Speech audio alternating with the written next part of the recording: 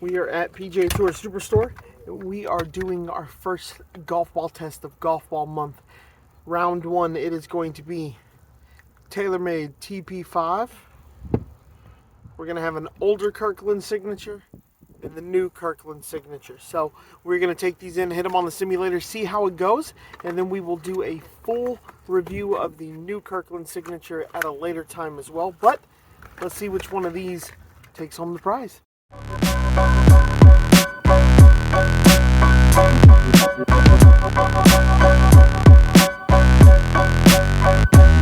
Right, so the test is going to be pretty simple. We're going to do three things. We're going to test with driver, we're going to test with a 7-iron, and we're going to test about a 75-yard wedge shot and see spin rate, ball speed, launch angle, and most importantly for irons and wedges, descent angle as well. So we're also going to look at total carry distance. I'm not super big on total distance on a simulator because it never quite replicates everything perfectly. So let's get to hitting some of these golf balls and see what we get. Right, here's driver laid out.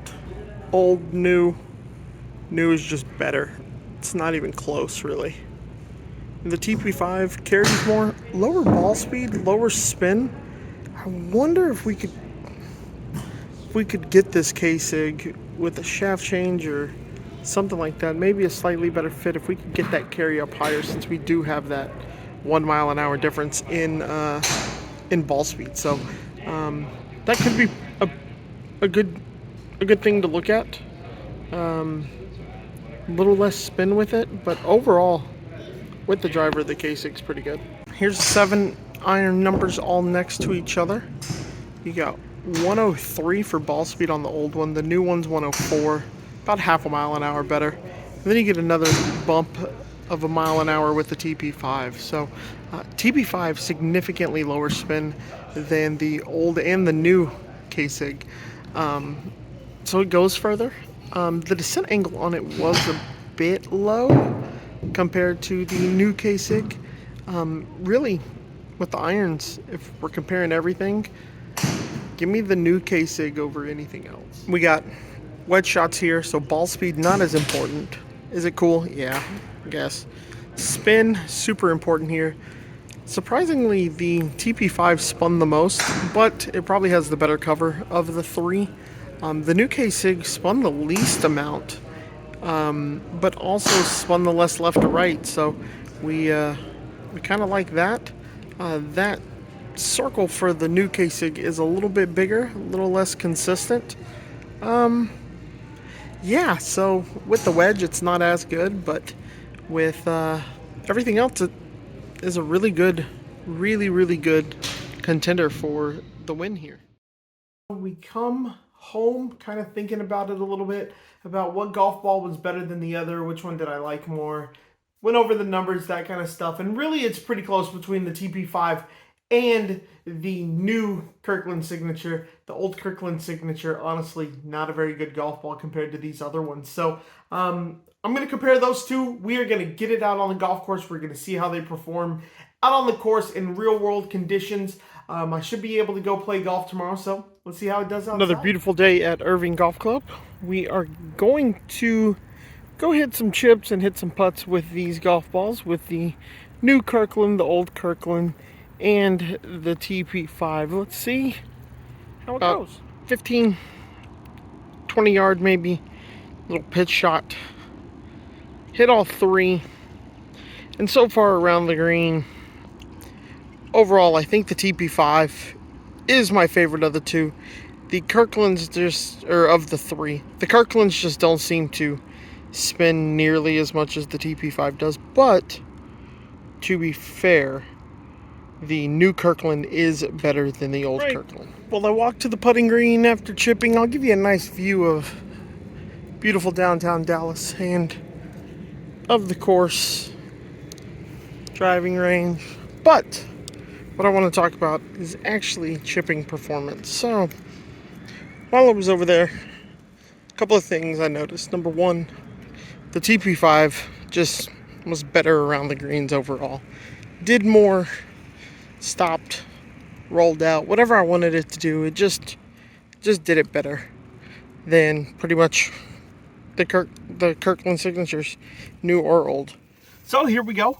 it is time to do some on-course testing. I decided to drop the old Kirkland Signature. It just wasn't performing like the other two were. So let's get out on the course. We're going to play the front nine with the new Kirkland Signature, and we're going to play the back nine with the TP5. So let's give it a go. All right, so we are done with 9, and we have finished with the Kirkland Signature, the new version, and it's pretty good. I like it a lot. Feels really nice on the greens and on the with wedges, irons, all that kind of stuff. I didn't notice a lot of distance loss, but we'll compare everything, and I'll show you all the data after the round. So let's go play the back nine with our TP5. Had a couple of days to kind of sit down, think about the stats, think about my thoughts on the TP5 versus the new Kirkland Signature, and I think I've finally come to a conclusion after looking at some of my statistics, driving distance, all that kind of stuff on OnCourse, and just really determining which one I liked a little bit more. Now, when I go through all the data together from the simulator onto the course, I did some, as you saw, some chipping and some putting with it. As much as I want the Kirkland Signature to be the winner here, I told myself going into this that price wouldn't be the thing that held me back or the thing that advanced another ball over a different one, and I would choose the one that performed the best to be the winner throughout all of this. And the TP5 just was the winner overall. When you look at price, the Kirkland Signature, the value it brings compared to that TP5 is huge, right? But in overall performance, I hit the ball further with driver by about 5 to 10 yards with the TP5 on course. Now, when we look at the simulator numbers, carry distance is about 3 yards. Not a huge difference, but out on the course, it did make a pretty big difference.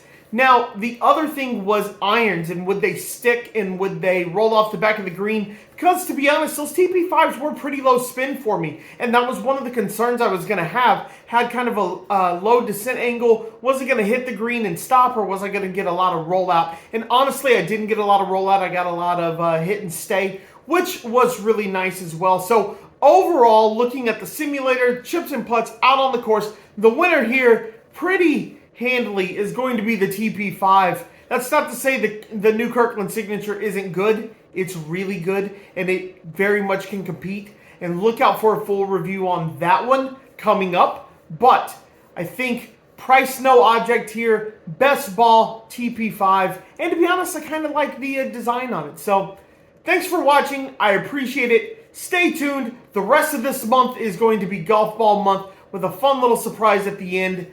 Can't wait to share it with you guys. Like, subscribe, follow me on all your social media platforms. TikTok, I'm at the Green Fee.